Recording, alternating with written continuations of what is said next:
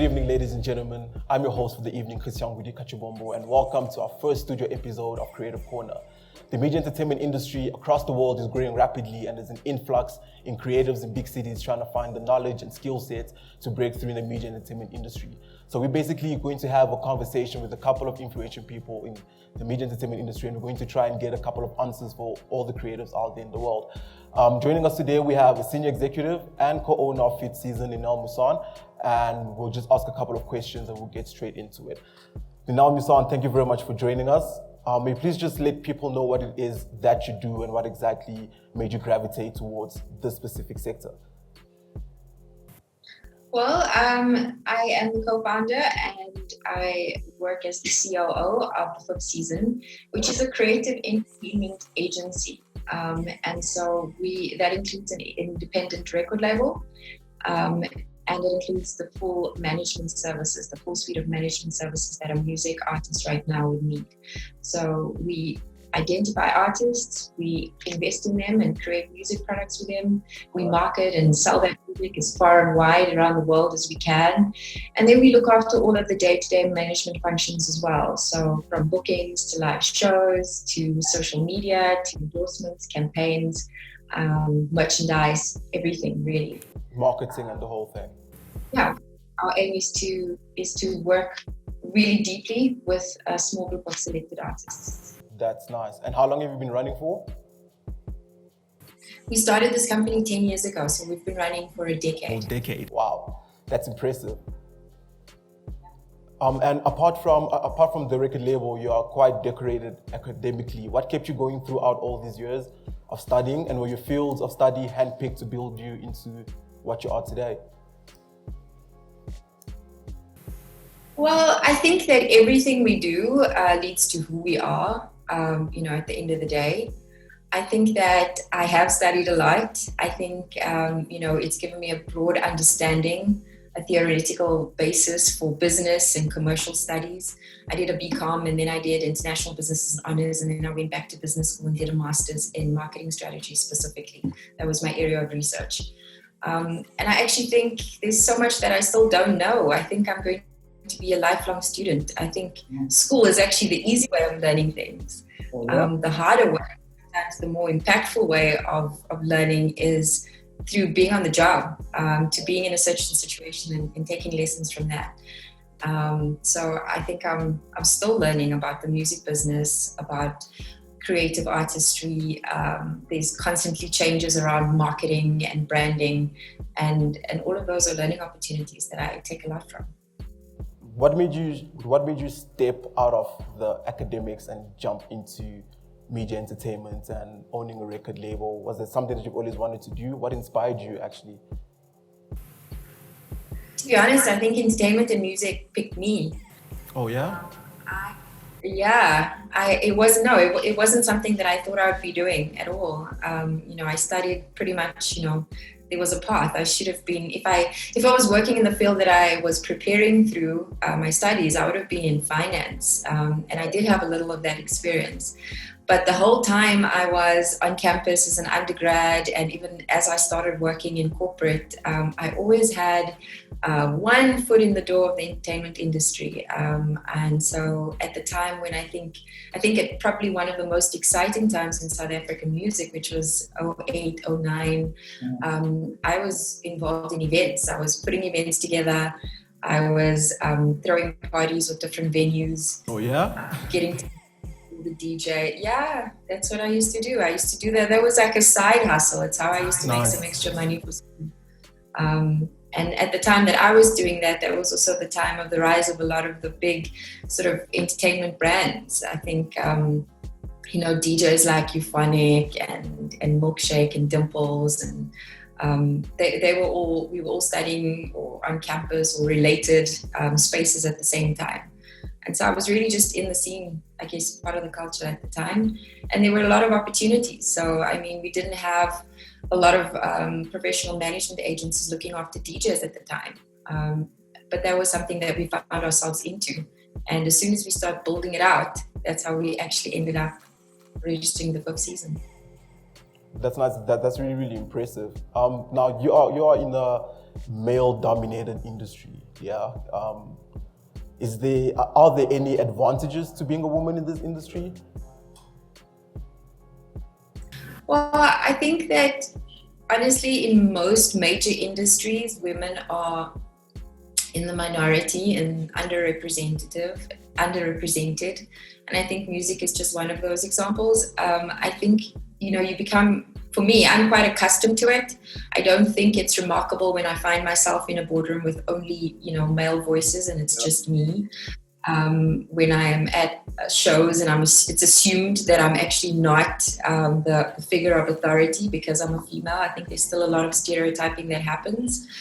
On the plus side, I think it's just, I've probably been more free to follow my own path because I haven't had fixed figures that I was trying to emulate to follow the path of. Yeah. So perhaps in a weird way, it's given me more freedom.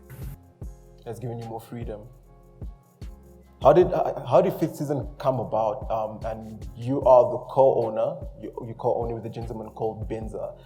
Did the partnership help push Fifth Season forward? Yeah, the partnership has been everything. So when we started, as I said, if we go back 10 years ago, I would have been a club promoter. I would have been putting together nights for different venues, charging tickets at the door, putting together the marketing and the entertainment lineup. And Benza was actually one of the venue owners that I would have put something together with at the time. He owned a hot entertainment venue that we did a lot of events at. And then we started partnering on some projects. And then eventually we had enough projects to actually start a company with. And it really came through, I think we both saw what was happening in entertainment at the time. We were pretty aligned in terms of what the type of opportunities were that we could go after. Yeah. And we saw the attention from brands and from, especially the alcohol brands at the time to try to get behind, trying to get some of the audiences that were really coming to our parties. Jamison and all the that we were working on. And so we realized that, if a bottle of beer can have this whole marketing team behind it and this whole, marketing strategy and channel marketing, shouldn't the entertainment brands have the same? Because without the DJ, without the artist on stage, all of those event properties became of less value. Why would people come? And so we felt that they were actually, entertainment and artists were the most important part of this whole thing. But they weren't necessarily supported with teams or taken as seriously as brands, as fast-moving consumer goods. And so we pretty much structured a company, an agency that was around that. And when we came into some challenges in signing and licensing some of the recording artists, the first one would have been Keenan Forbes. We had to start our own independent label as well, because we believed in South African hip hop at the time and how it could be something that's commercially viable. And so we launched the record label as well. You caught the wave pretty early, like right as it was about to blow up. That's where you guys stepped in, and 10 years later, you have Fifth Season. Well, now, how has the business landscape and industry opportunities changed from the inception of Fifth Season to date? I think there've been several changes to the industry. I think the rise of the independent record label has been an important theme that we've built around. I think the competition globally to any artist from South Africa is more fierce, and that's because of technology. It's easy to be if you get put onto a Apple Music playlist, it's your music competing with artists from the rest of the continent and sometimes the rest of the world as well. And so I don't think there's been a more competitive time to be an artist and to put music out there, which means that it's actually harder to stand out, and you probably need a team around you more than ever. I also think that technology has changed the way that we also market and release music, which has been also, I think, advantageous to artists. Well, with what you do, your main focus is an artist and pushing an artist, or identifying an artist. How do you go about identifying your artist? Well, I will say we take quite a long time on that very first phase of getting to know an artist. So most of the artists we currently work with have come to us quite organically or through our sort of small network. They've been either referred or been put in a project that we are working with another artist, and then the relationship sort of grew from there. We spend a lot of time trying to make sure that the artist we're working with is a good fit in terms of the way that we like to organize and work on things. We try to look for artists that are multi-talented, that I think are, if you can be a songwriter and a producer and a great live performance and understand the value of a brand, those are all good sort of tick boxes that we would be looking for. And then don't be surprised if we spend up to 6 months, sometimes longer, sometimes a year, before we even announce that we've signed an artist that we've been probably looking at for much longer. All right. And just a random question, yeah. How did you go about signing AKA? Because I mean, he's an artist who was already well established. Probably by the time he jumped into the music scene, he was already making waves and everybody wanted to listen to him. How do you go about signing somebody that already has a couple of steps in the door of the industry?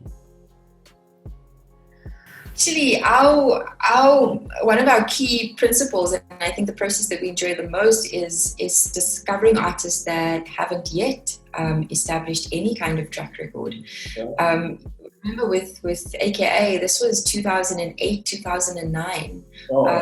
That's a while ago. Yeah, no, he was involved with Ivy League as a producer, and so we actually did work from back then, from I Want It All, from Alter Ego to Levels.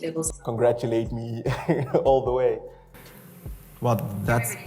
It's the same thing with, one of our most exciting stories, we just won, Amifaku last night at the Summers for Best Female Artist in South Africa, which is really exciting. And we started working with Ami about 2.5 years ago. At that point, we started working together, we would have released her first recorded work. So she had tried a few things on Idols and The Voice and was eliminated. And when we heard her voice, we had her involved in one of our projects with another artist, one of our producers. And we got to know her for several months before we even got to signing, before we even got to releasing the album. And so that's our typical journey from the beginning up until they established. Our goal is to create demand for the artist and try to make them a household brand. Mm-hmm. We don't have very many artists that are established brands that we work with when they come to us. You don't have many artists that are established brands that come to you, is what you said? When they start working with us, typically they're not established brands. They're not established brands, okay. Understood. To my understanding, Fit Season is more than a record label. How does the other parts of the business complement the record label side of things? Yeah, so we think that music is a key part of it and it's central to our whole process. But, globally, there are many changes happening in terms of the revenue and what the artist needs to have a long, sustainable career in the music industry. Mm-hmm. And music royalties and publishing is one part of it, and those are the traditional record label roles. But around that, there are opportunities for musicians as influencers to earn an income from brands through endorsements and campaigns. Mm-hmm. And obviously live music and touring, which is really at the core of how musicians before COVID have been earning revenue. So we try to work on all of those things because they're complementary and they're all tied together. All right. With a lot of artists going or planning to go independent, is there still a need for artists to sign to a record label? I think that we have to be careful maybe of how we're using some of the terminology. I think I spoke earlier about how competitive the music landscape is right now for artist, you're not only competing with, if you're from Pretoria, you're not just competing with artists from Pretoria. If you're from Cape Town, it's not just that. It's now Southern Africa, it's now the continent. So you're competing with guys in Nigeria, in Toronto, in wherever they are, wherever people can find their music. You know, these platforms are global and they're digital. There's no geographical boundaries. Mm. So how do you stand out? How do you get your music out to a wide group of people? You clearly need more than just your music and your voice to be good. You need a plan. You need a strategy. You need to understand the dynamics of each of the different markets you're trying to enter and sell your music in, or promote your brand in. Do you understand digital marketing and how to go about all of these things? Do you have a relationship with radio stations, with all the digital service providers? It's beyond what one artist can do on their own. So I would advocate that it's more important than ever before that you have a team around you. Now, how you build that team or what you call them, that's up to you. If it's not a record label, it's just a manager. If it's a management team, if it's specific functions like PR or radio sampling, sure. I would caution that it's a lot of work to manage each of these individuals. And so you may actually find it's more practical or more efficient or quicker to actually just be housed within a company that has all of these services. And that would be a management agency or a record label. So that still is the most viable option. I think it's extremely valuable, and to accomplish things, success, and some of the milestones that are important for your music career on your own, I think is very, very challenging, if it's possible at all. Who will fund the process? Who will make sure that it's something that you can focus on 100% without having another job to fund it, right? So if you're going to quit your job and just go into studio and record an album, how will that work practically? Or can you get somebody to invest in you because they believe in your talent, and then commit up front to making sure that once your music is ready to be shared with the world, they will put all the pieces in motion to be able to do that for you. All right. What advice? Questions to ask if you are thinking about signing or not signing. Yeah. It's really about finding a partnership that works for you and what you're trying to do. Okay. What advice would you give upcoming artists to make themselves more prone to be identified by record labels or management agencies? One of the things that I always challenge upcoming artists, even when they're approaching or trying to find out how they can submit a demo or get signed, I ask questions around what they've already done so far. I'd like to be able to feel as if they've tried and exhausted all other opportunities or avenues that are open to artists right now. So social media can't be underestimated. Music is digitized, and when you release music, you're sharing a link. Who are you sharing it with? You're sharing it with your followers. So how many followers have you been able to build? Music that's successful is also music that is demanded. And so what are people listening to? Have you shared your music on platforms like SoundCloud or YouTube? What is the feedback that people have given you in your comments? Has it changed the sound that you think you want to create, that you think is going to do well?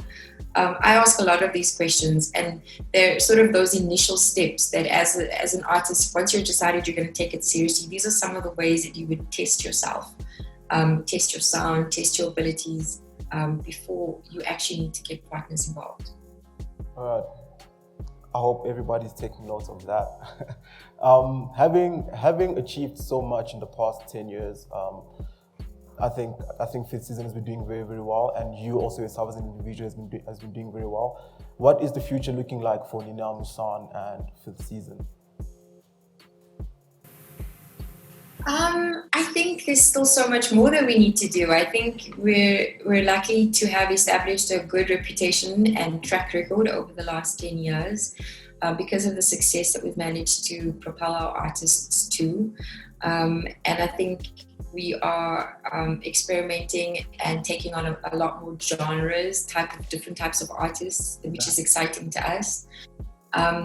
And I think it'll be very organic growth. I think we'll grow the number of artists that we work with and the number of geographies that I think we proactively seek to promote and be on the ground in. And I think it'll be in key music hubs on the continent. And I think once we can, and once live returns, we have some exciting concepts and event properties that we think we're going to roll out for artist touring and live events. All right, that's really good to hear. I wish you all the best in your ventures. Do you have any last words you'd like to share with the viewers? Well, I think this is, for me, this is one of the most exciting times to be in music in Africa. I don't think the spotlight on the continent and the creativity and the artistry that is naturally here has ever been brighter. And so if you needed some inspiration to focus on your art, to really hone in on your craft, because you think it could be a viable career, I think now is the perfect time. I think there are a lot more opportunities that are being unlocked. There's a lot more attention. There's an appetite globally for what is coming from the continent and the music that's being released here. So if it's something that you've been thinking about but have been afraid to take the risk, I would argue that now has never been a better time. All right. And the same applies not just to us, but to anybody that is a manager. You know, remember, once we have more artists, we also need more managers. We need more independent labels. We need more services. So even everything from production and sound engineering to the guys that build stages and rigs, all those services are built around the artists, and I would encourage them also to step up. Of course. All right, now thank you very, very much for joining us. Hopefully we'll stay in touch and chat a little bit more. Maybe Tswe Media could also work with Fit Season, and that'd be amazing. Thank you very, very much for joining us. I hope you enjoy the rest of your evening. Thank you for having me. It's been a great discussion. Chat soon. And that brings us to the end of today's episode. Thanks to everybody that tuned in. That's to the production, the technical team. To close off the show, we have Sly Freedy, and Sly Freedy is going to bless the stage just one more time. I'm your host, Tswe Tswe Media. We are out. Yeah. Welcome to the Creative Corner. You know what it is. Yeah. I go by the name of Sly Freedy. Spell it with a double E, not a double D, because I don't have those. Yeah. Yeah. Y'all ready? Y'all ready? Yeah. Y'all ready? Yeah. Y'all ready? Yeah. In your mind, yeah. In your mind, yeah. I'll be fine, yeah. I'll be fine, yeah. In your mind, yeah. In your mind, yeah. I'll be fine. I'll be fine. Yeah, let's get it to it. Let's get to it, yeah. Let's get to it, yeah. Let's get to it, yeah. All right. Yeah, I had to let it sing. Yeah, I'm no David, but I slay the king and leave him headless like a chicken. Man, I play to win. And fuck that other David line, I never let him in. It's late reactions. I don't like the facts, kids. I just study factions. You gotta do the math, kids. Do it for the passion. You never have to ask, kids. I only talk to Lizzie. Like I was in the blacklist. Rumor fucking has it that anyone can shape shift and slap on some fake tits that look like a thick chick. Fabricate your talent. If you wanna make it, that's what they selling you. The truth is so blatant.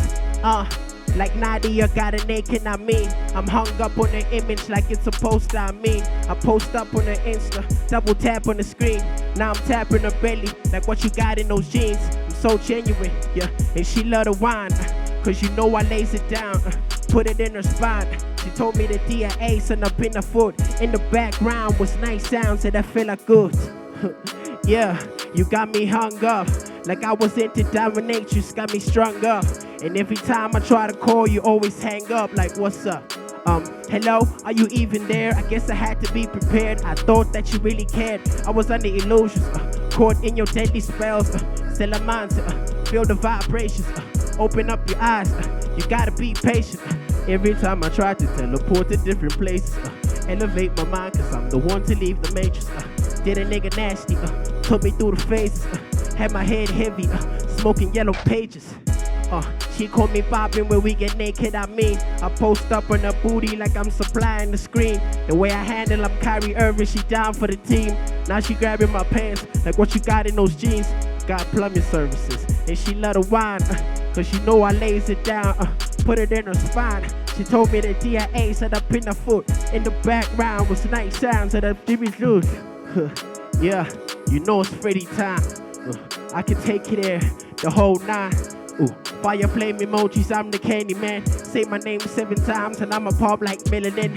I like people who like people. If you got bars, then it means that you my people. You only live once, cause in life there is no sequel. So I ain't got time to care about you with fake people. If she got nerve, show me up for the mock people.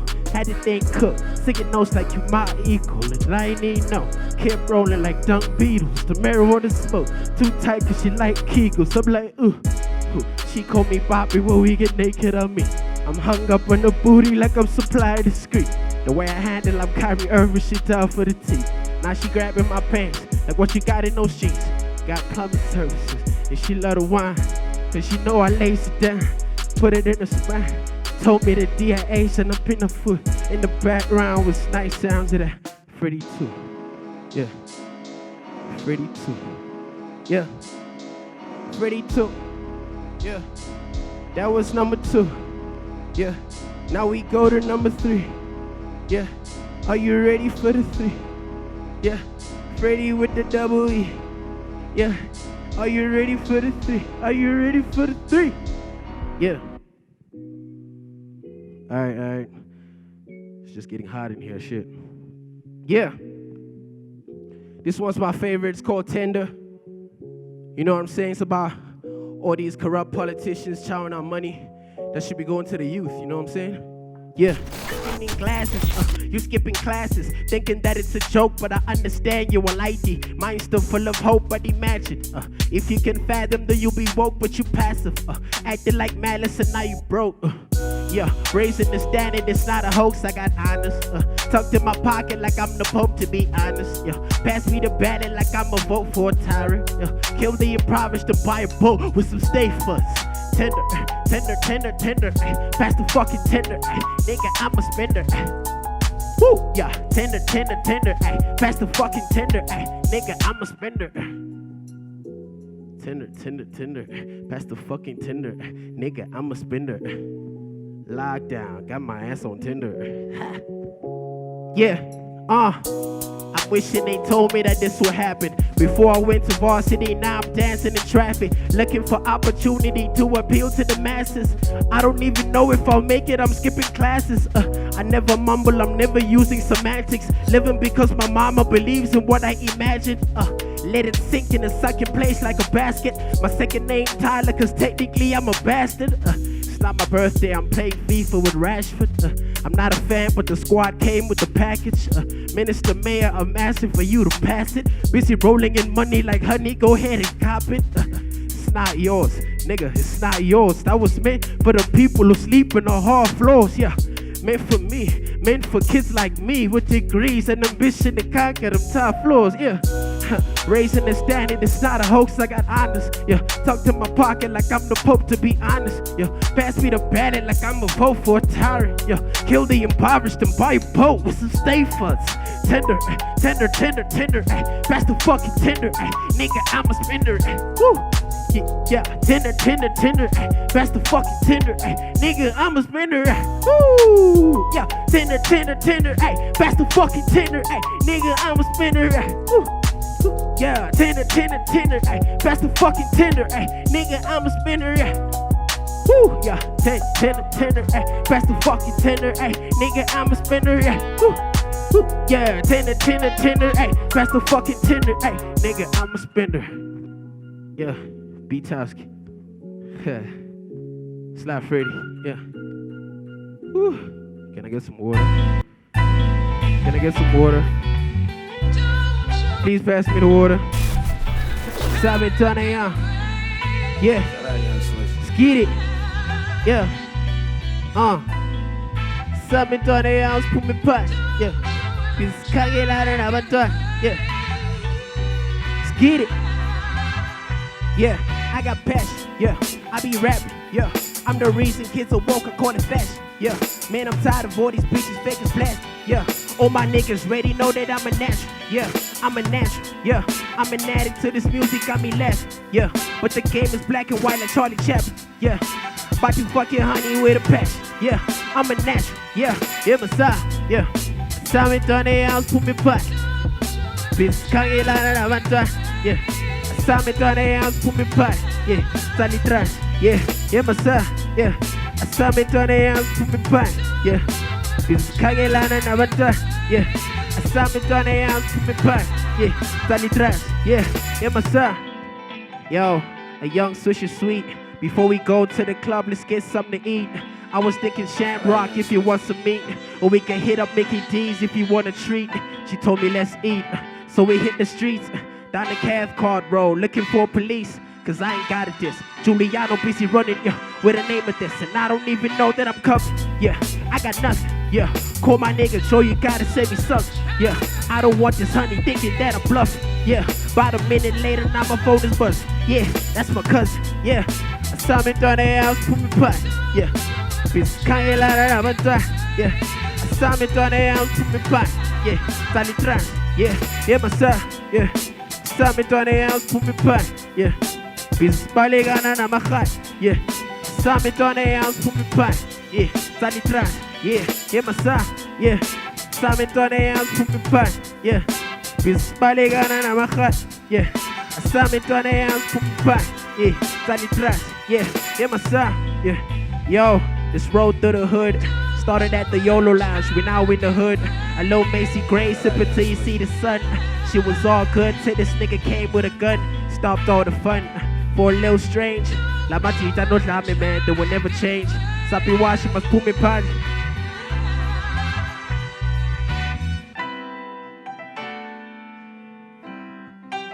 Fuck. Yeah. What's up? What's good? Y'all enjoying your tickets?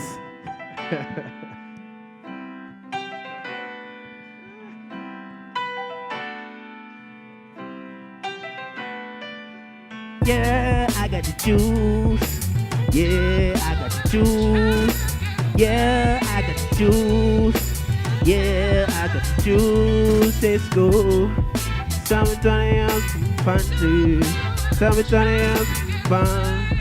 Summer 20 ounce fun too.